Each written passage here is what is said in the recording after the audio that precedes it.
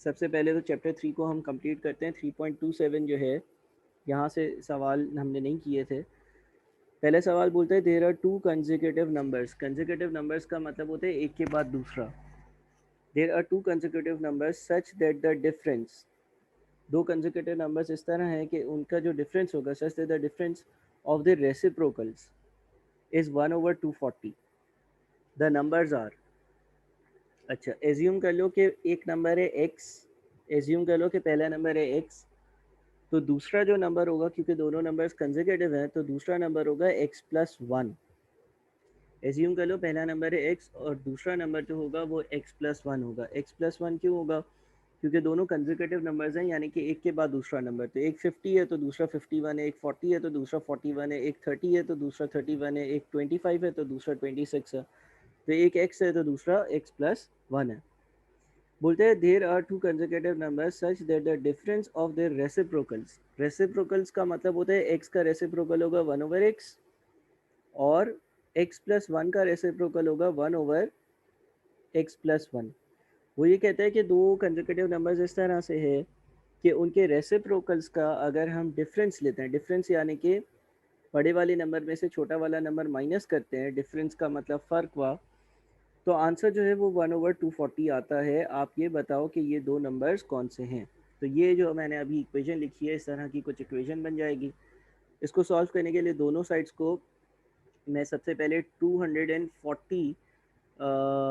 240x से multiply कर लेता हूँ। दोनों साइड्स को मैं 200, चलो पहले तो 240 से मल्टीप्लाई करता हूँ। दोनों साइड्स को 240 से मल्टीप्लाई करूँगा तो ये बन जाएगा 240/x, दूसरा बन जाएगा -240/x+1 और तीसरा हो जाएगा 1/240, 240 से मल्टीप्लाई होगा तो 1। फिर दोनों साइड्स को x से मल्टीप्लाई करूँगा, x से मल्टीप्लाई करूँगा तो ये होगा 240 और ये हो जाएगा 240x divided by x+1 is equals to x। उसके बाद दोनों साइड्स को x+1 से मल्टीप्लाई करूँगा ताकि डिनोमिनेटर भी ख़त्म हो जाए x+1 वाला। तो पहली चीज़ हो जाएगी 240 मल्टीप्लाइड बाई x+1, दूसरी वाली चीज़ यानी कि 240/x अपॉन x+1 जो है वो x+1 से मल्टीप्लाई होगा तो सिर्फ और सिर्फ 240x रह जाएगा। और तीसरी जगह पर x जो है वो जब मल्टीप्लाई होगा x+1 से तो कुछ इस तरह से हो जाएगा। अच्छा, अब 240x पहली चीज़ हो गई, फिर 240, फिर -240x is equals to x² plus x। 240x ख़त्म हो गया।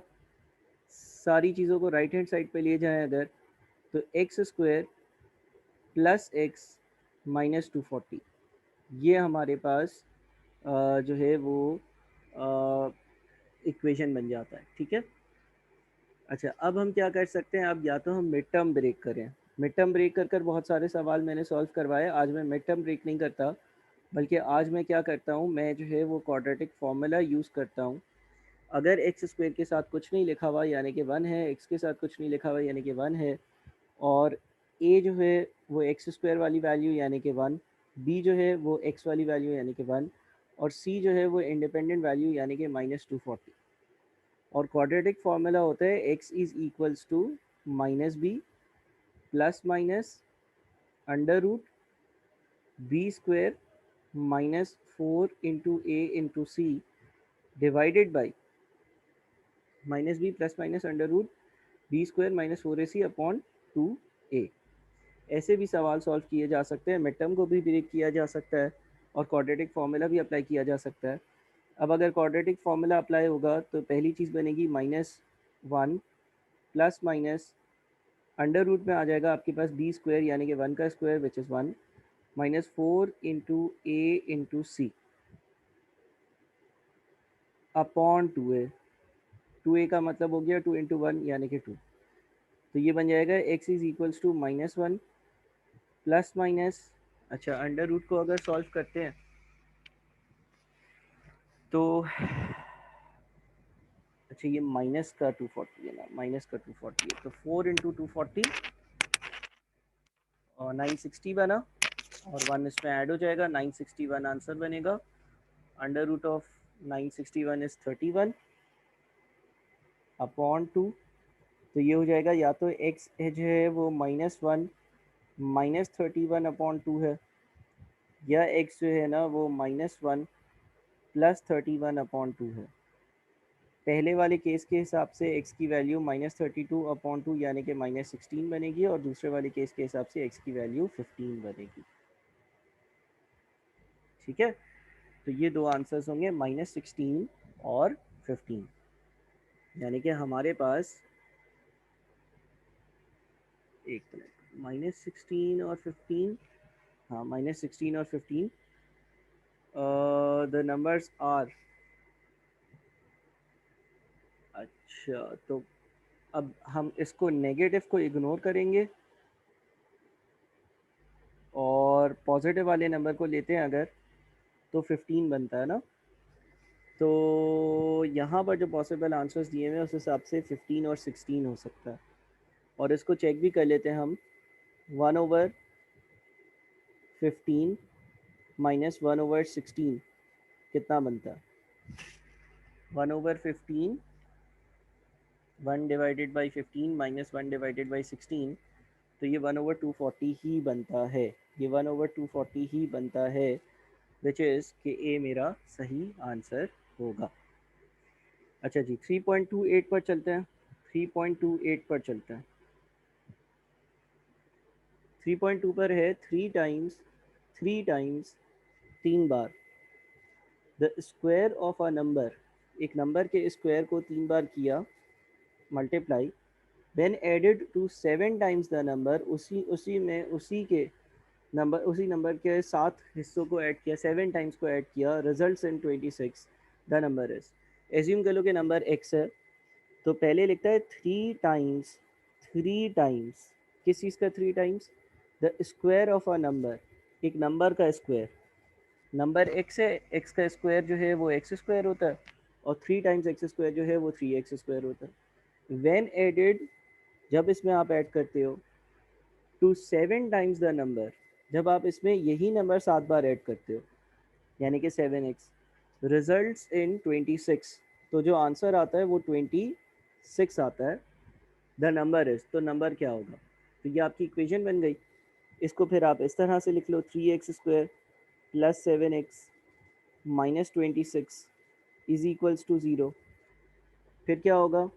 फिर आप अगर मिड टर्म ब्रेक करना चाहते हो वो भी सही है, और अगर क्वाड्रेटिक फार्मूला लगाना चाहते हो, मैं यहाँ पर वापस से क्वाड्रेटिक फार्मूले की एक्सरसाइज करवाता हूँ।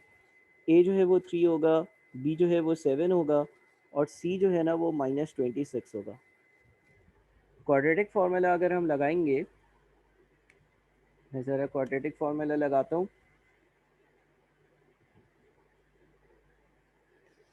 तो क्वाड्रेटिक फार्मूला जो है वो यही होता है, -b ±√b² -4ac/2a। और क्वाड्रेटिक फार्मूला से अगर हम सॉल्व करेंगे तो ये बन जाएगा x is equals to -b, यानी कि -7 ±√b², यानी कि 7 का square, -4 into a into c upon 2 into a. ठीक है ना? तो ये बन जाएगा आपके पास -7 प्लस माइनस अंडर रूट में क्या आएगा देखते हैं। अंडर रूट पे आपके पास है 7² -4 × 3, अच्छा 4 × 3 × 26 जो है वो 312 बनता है, प्लस 7 का स्क्वायर, तो ये 361 बन रहा है, अपॉन 2 3 ज़ा 6। अच्छा फिर रूट में अगर 361 हो तो 19 बनता है, यानी कि x जो है वो है -7 प्लस माइनस 19 अपॉन 6। तो ये x बन जाएगा आपका -7 -19/6, यानी कि -26/6, -26/6 जो है वो -13/3 कहलाएगा। दूसरी जगह पर आपके पास x जो है वो होगा -7 + 19 अपॉन 6, और ये आपके पास बन जाएगा 12 अपॉन 6 यानी कि 2। ठीक है, तो 3.28 हो गया। अच्छा जी, उसके बाद 3.29, the product of 4 greater than a certain negative integer and 16 less than 4 times the integer is equal to 36, the integer is the product। पहले तो इसको रब कर देता हूँ। द प्रोडक्ट यानी कि मल्टीप्लिकेशन, द प्रोडक्ट यानी कि multiplication, the product of 4 greater, product किस चीज़ का प्रोडक्ट, 4 ज़्यादा, then a certain negative integer. Assume कर लो कि जो नेगेटिव इंटीजर है ना वो है x, तो 4 ग्रेटर देन नेगेटिव इंटीजर का मतलब हो गया x प्लस 4। इसका प्रोडक्ट किस चीज़ का product, the product of 4 greater than a certain negative integer. Negative integer x है, 4 ग्रेटर का मतलब x प्लस 4, 4 ग्रेटर का मतलब होता है 4 ज़्यादा, 4 ज़्यादा करने के लिए 4 ऐड करें। इसका प्रोडक्ट और किसका product, 16 less than 4 times the negative integer. 4 times the negative integer में से 16 को लेस किया, इन दोनों का प्रोडक्ट जो है ना वो 36 के बराबर है। द इंटीजर इज, तो इंटीजर क्या होगा। अब ये इक्वेशन बनाना जो है ना ये थोड़ा सा ट्रिकी है, तो ये आपको समझना पड़ेगा। बहरहाल अब अगर एक्सपेंड करते हैं तो x into 4x is 4x², x into -16 is -16x, उसके बाद +4 इंटू 4x जो है वो 16x, फिर +4 इंटू -16 जब मल्टीप्लाई होगा 4 से तो कितना बन जाएगा, -64 इज इक्वल्स टू 36। ठीक है, अच्छा जी, इसके बाद -16 + 16 ख़त्म हो जाएगा, तो ये बच जाएगा 4x² -100 इज इक्वल्स टू 0। 36 को भी मैं लेफ्ट हैंड साइड पे ले आया। अब आप दोनों साइड्स को 4 से डिवाइड करोगे तो x² -25 इज इक्वल्स टू 0, या आप कह सकते हो x² इज इक्वल्स टू 25, या आपका x जो होगा वो होगा, जब पावर टू राइट साइड पर जाती है तो स्क्वायर रूट बन जाती है स्क्वायर रूट ऑफ 25, और स्क्वायर रूट ऑफ 25 जो है वो +-5 आता है, और क्योंकि ये इंटीजर नेगेटिव है तो हमारा आंसर -5 होगा। अब आप इसको चेक भी कर सकते हो अगर आप चाहो तो, यानी कि आप इधर -5 इधर -5 डालोगे तो 36 आंसर आएगा। 3.30 पर चलते हैं। रूट्स ऑफ द इक्वेशन, यानी कि इस इक्वेशन को सॉल्व करना है, इसकी रूट्स ढूंढने का मतलब इसको सॉल्व करना है। अच्छा, इसको सॉल्व करते हैं, लेकिन ये है कि अगर आप ना चाहो सॉल्व करना तो आप ABCD में से जो भी आंसर्स हैं वो y की जगह पुट इन करो और देख लो लेफ्ट हैंड साइड कहाँ पर 0 आती है। बहरहाल सॉल्व कैसे करेंगे ये देख लेते हैं। देखो हमारे पास जो इक्वेशन लिखा हुआ है उसको हम ऐसे भी लिख सकते हैं, 9y², 9y² वाली टर्म सबसे पहले, +6√2y +2 is equals to 0। Again quadratic formula हम लगा सकते हैं, जो हमारा a होगा वो 9 होगा, जो b होगा वो 6√2 होगा, और जो c होगा वो 2 होगा। ठीक है, और इसके बाद हम अपना क्वाड्रेटिक फार्मूला लगाएंगे, y is equals to -b plus minus √b² -4ac upon 2a। तो आप चाहो तो आप क्वाड्रेटिक फार्मूले से कर सकते हो इसको, और क्वाड्रेटिक फार्मूले से अगर करते हैं तो -b का मतलब हो गया -6√2 प्लस माइनस √b² यानी कि 6√2 का square -4 into a into c upon 2 into ए। तो -6√2 प्लस माइनस, अच्छा यहाँ पर ब्रैकेट जब सॉल्व होगा तो 6√2 का स्क्वायर कितना होता है देखते हैं। 6√2 का स्क्वायर जो है वो 72 होता है, -4 इंटू 9 इंटू 2। अच्छा जी, तो ये तो ज़ीरो बन जाएगा। Upon 2 into 9 is 18। तो फिर ये 6 वंस और 6 3 18। तो ये हमारा फाइनल आंसर होगा, विच मीन्स कि हमारा फाइनल आंसर जो है वो सी होगा। ठीक है, यहाँ तक कोई इशू तो नहीं है, तो भी मुझे बता दो ज़रा चैट बॉक्स में लिखकर। अच्छा जी, 3.31 value of x such that 4x plus 1 is equals to 2 minus 7 times 2 power x। अच्छा जी, इसको सॉल्व करने के लिए हम एक काम करते हैं, 4 को 2 पावर 2 लिखते हैं और इस पूरे की पावर जो है वो x प्लस 1 होगी, और यहाँ पर हमारे पास 2 माइनस 7 टाइम्स 2 पावर x होगा। अब क्या करेंगे, अब जो है हम इसको ऐसे भी लिख सकते हैं, हम जो है वो इसको लिख सकते हैं 2 power 2x plus 2 is equals to 2 minus 7 times of 2 power x। अच्छा जी, फिर क्या करेंगे, फिर हम अगर इस पहली वाली टर्म को ऐसे भी लिख सकते हैं, 2 power 2x multiplied by 2 power 2 is equals to 2 minus 7 2 power x। फिर हम इसको ऐसे भी लिख सकते हैं, 2 power x power 2 into 2 power 2 is equals to 2 minus 7 2 power x। अब 2 पावर x जो है उसकी जगह आप चाहो तो y लिख लो, या चलो ऐसे ही रहने दो। अच्छा, 2 इंटू 2 4 बनता है, 2 इंटू 2 4 बनता है, तो ये हो जाएगा 4 2 पावर x की पावर 2, फिर -7 2 पावर x लेफ्ट साइड पर आएगा तो +7 2 पावर x बनेगा, फिर 2 जो है वो लेफ्ट हैंड साइड पर आएगा तो -2 बनेगा, इज इक्वल्स टू 0।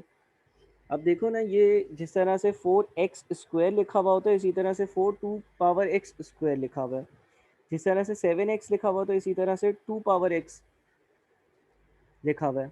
जहाँ जहाँ x होता है वहाँ पर 2 पावर x लिखा हुआ है। तो a जो है वो मेरा 4 हो गया, b जो है वो मेरा 7 हो गया, और c जो है वो मेरा -2 हो गया। यानी कि 2 power x is equals to -b plus minus under root b square -4 into a into c upon 2a। तो 2 power x is equals to -b plus minus under root b square यानी कि 7 square -4 into a into c upon 2 into a. अच्छा जी, फिर ये हो जाएगा -7 plus minus under root. अच्छा, और ये हो जाता है आपका 7 इंटू 7 49 प्लस 4 इंटू 4 इंटू 2 यानी कि 81 अपॉन 2 इंटू 4 यानी कि 8। फिर root 81 is 9 -7 plus minus 9 upon 8। तो ये बन जाएगा या तो -7 -9 अपॉन 8 या -7 plus 9 upon 8। -7 -9 is -16, -16 upon 8 is -2, -7 plus 9 is 2, 2 upon 8 is 2/8। यानी कि अब ये हुआ कि भाई 2 पावर x जो है ना, या तो वो -2 के बराबर है, और दूसरी पॉसिबिलिटी ये हो गई कि 2 पावर x जो है ना वो 2/8 विच इज़ ऑल्सो 1/4 1/4 के बराबर है। अच्छा, अब अगर मैं लॉग्स की प्रॉपर्टी अप्लाई करूं और दोनों साइड्स पर लॉग लगाऊं इसको सॉल्व करने के लिए, log 2 power x is equals to log of -2, तो -2 का लॉग एग्जिस्ट नहीं करता, यानी कि इसको सॉल्व करना पॉसिबल नहीं है। अच्छा, इसको अगर सॉल्व करते हैं तो ये 2 power x is equals to, इसको हम 1 डिवाइडेड बाई 2 पावर 2 लिख सकते हैं। फिर इसको हम 2 power x is equals to 2 power -2 लिख सकते हैं, और बेसिस आर सेम तो पावर्स आर इक्वल, यानी कि x जो है वो -2 के बराबर होगा। ये प्रॉपर्टी होती है इक्वल्स टू के लेफ्ट और राइट साइड पर बेस सेम हो तो पावर बराबर होगी। लास्ट क्वेश्चन चैप्टर नंबर 3 का solution of the equation log 2 24 minus log 2 12 is equals to log 4x is. इसको कर लेते हैं आखिरी सवाल को। आखिरी सवाल को मैं ज़रा यहाँ पे लिखता हूँ, log base two 24 minus log base two 12 is equals to log base 4x। अच्छा जी, सबसे पहले तो लॉग्स की प्रॉपर्टी लगाएंगे, यानी कि इसको मैं ऐसे भी लिख सकता हूँ, log base two 24/12, 24/12 is 2 is equals to log of 4 1। अगर बीच में माइनस का साइन होता है तो ये नंबर और इस नंबर से डिवाइड हो जाता है। सेकेंड चीज़, log बेस टू 2 इज़ 1। ये भी अगेन लॉग्स की प्रॉपर्टी के लेक्चर में है कि अगर बेस और साथ वाला नंबर सेम हो तो log 1 बन जाता है। इसके बाद इसको हम इंडेक्स फॉर्म में कन्वर्ट करते हैं। इंडेक्स फॉर्म में कन्वर्ट करना भी बड़ा आसान है, 4 power 1 is equals to x, यानी कि x जो है ना वो 4 होगा। तो ये हमारा चैप्टर 3 कंप्लीट हुआ। चैप्टर 3 कंप्लीट होने के बाद अब हम चैप्टर 4 पर बढ़ेंगे। और अगर